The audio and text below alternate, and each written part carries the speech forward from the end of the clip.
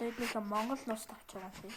Гол дүрүүд Исүүхбаатар, Тэмүүжний эцэг Хяд аймгийн толгойлогч эрхэллэг дайсан шулуун шулах хүн тул ард олон Исүүхбаатар хэмээн хүнлэн дуудах болжээ. Тэмүүжин Чингис хааныг багт нь энэ ирээддэг байв.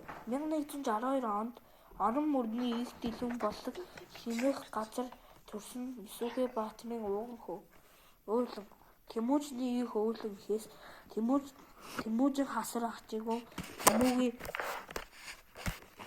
Тэмүүртэй отчиг нь дөрвөн хүү Тэмүүлэн нэртэй нэгэн охин төрөв. Хасар Тэмүүжиний дүү Тэмүүжинээс 2 насаар дүү харууж намнахтаа гарамгүй нэг сумаар 2 байг шувт онож чаддаг.